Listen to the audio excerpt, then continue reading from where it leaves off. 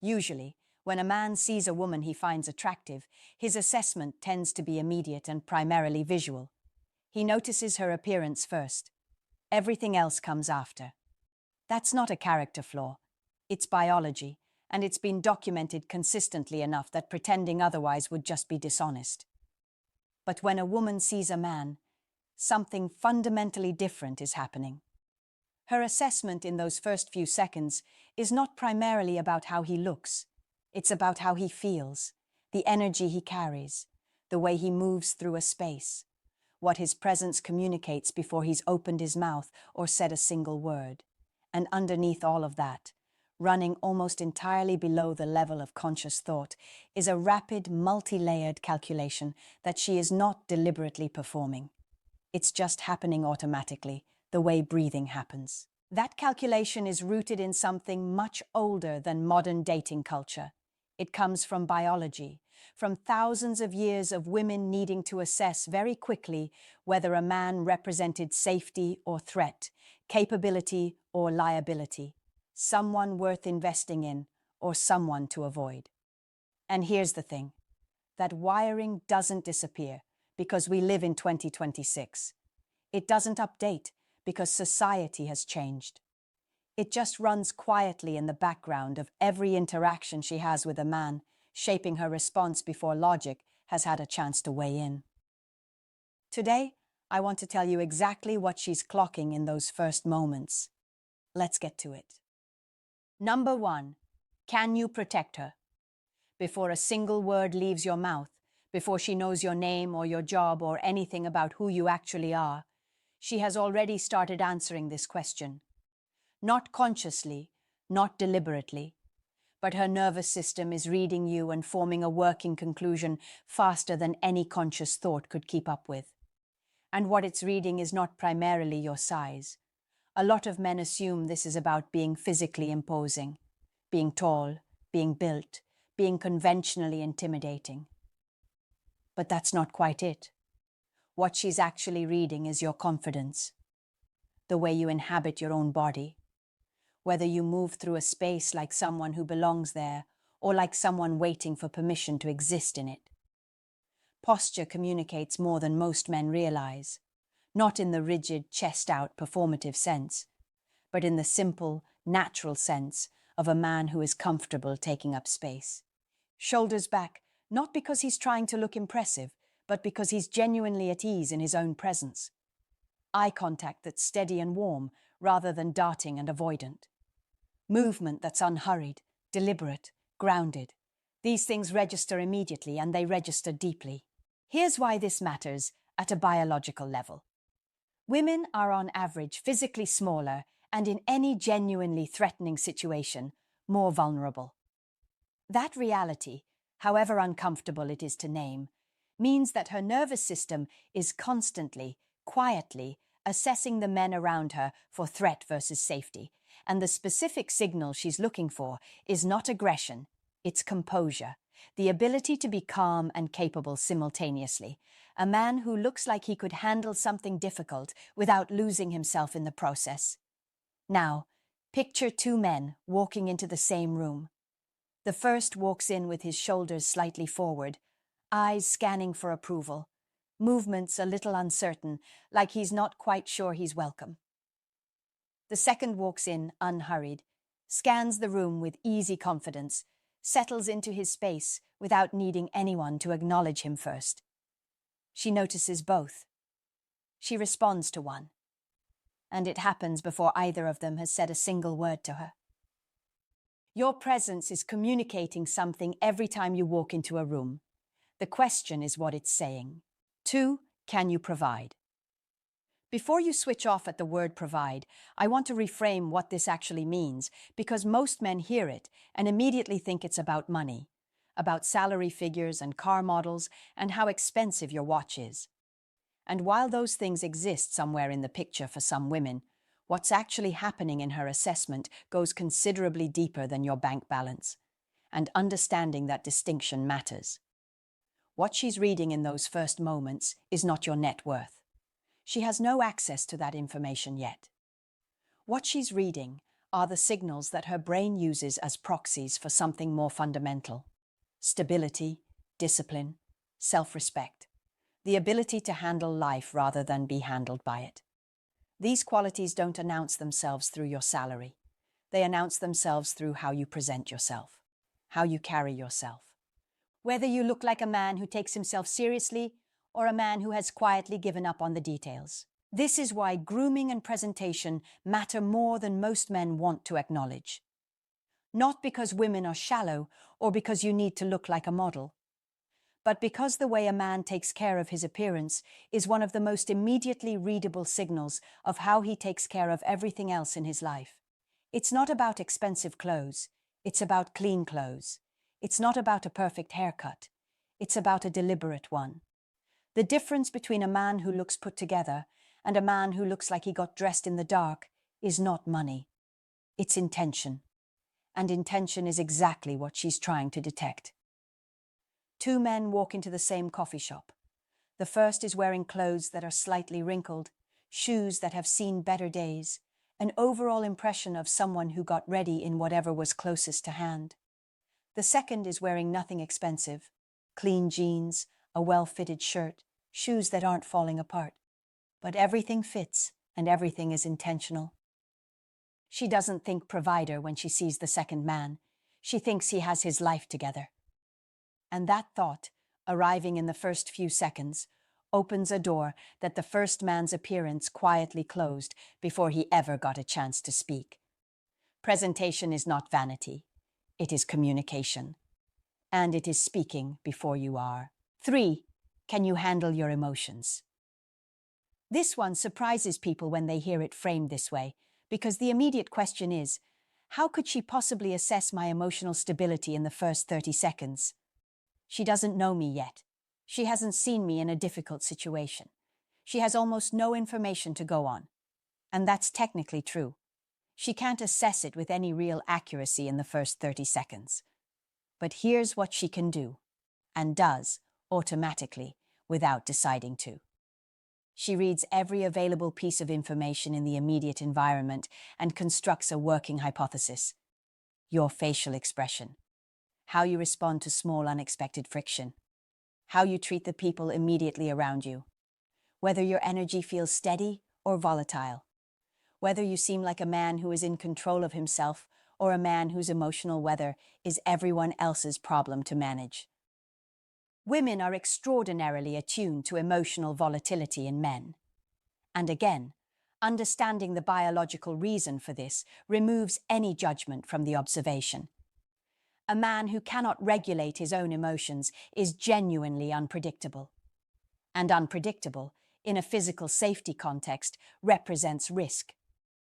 So her nervous system has developed a sensitivity to early warning signs of emotional instability that operates almost like a sixth sense. She picks up on things she couldn't consciously articulate, but that register clearly at the level of feeling. What she's looking for is steadiness, not coldness. There's an important difference. A cold man is closed off and unreachable, which creates its own set of concerns. A steady man is warm and present, but not easily rattled. He handles friction with ease rather than reaction. He doesn't need every small inconvenience to go smoothly in order to maintain his composure.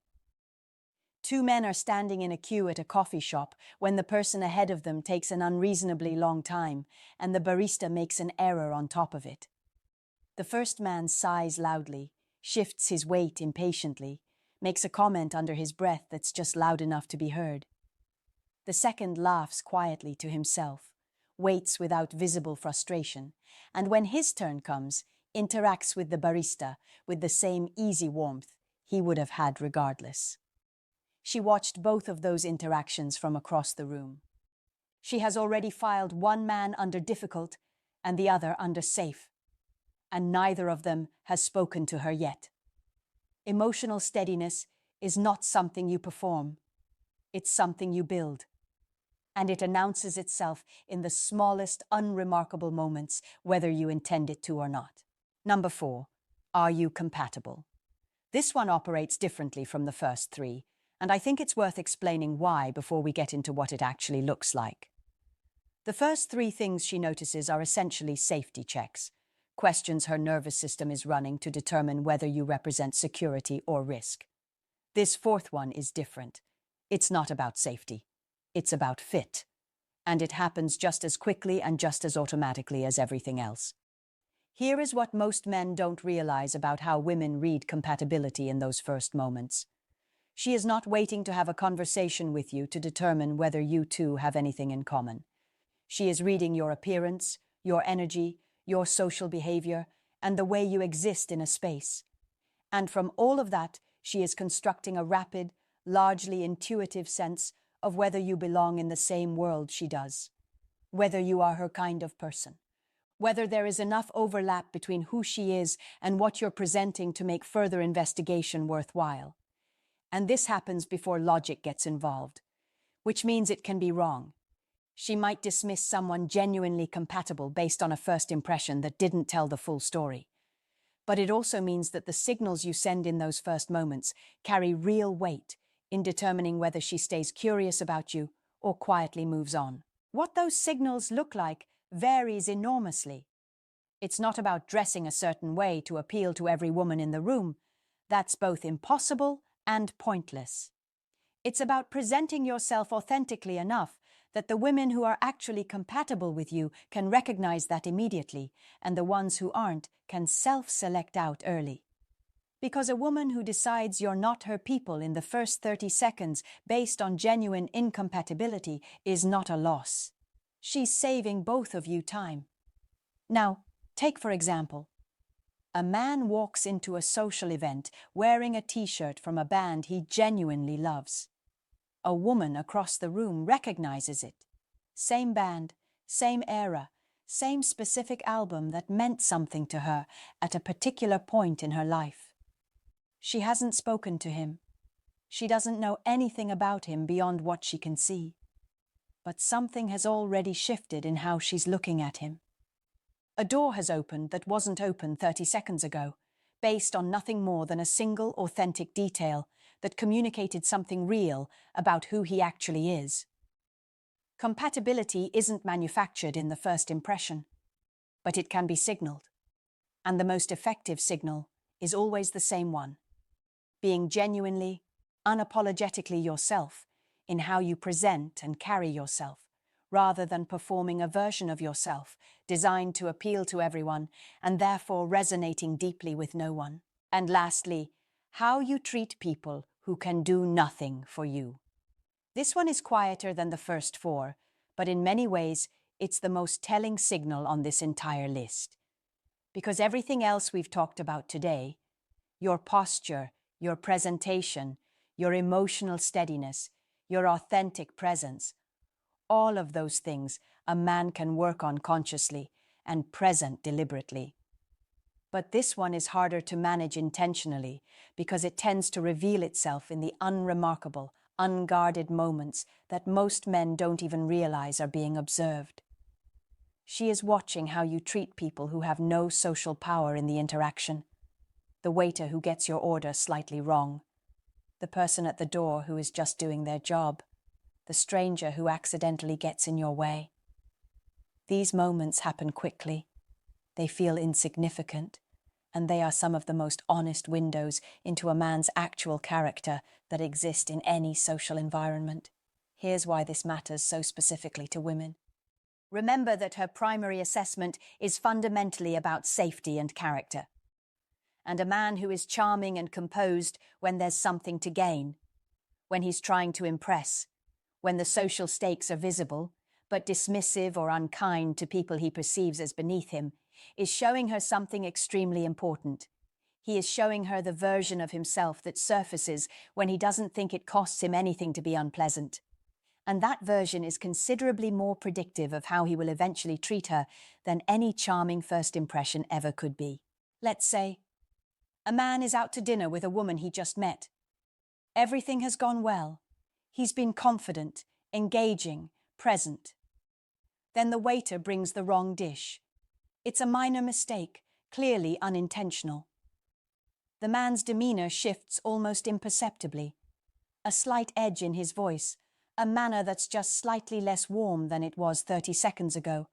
A correction that technically says the right words, but carries an energy that makes the waiter smaller.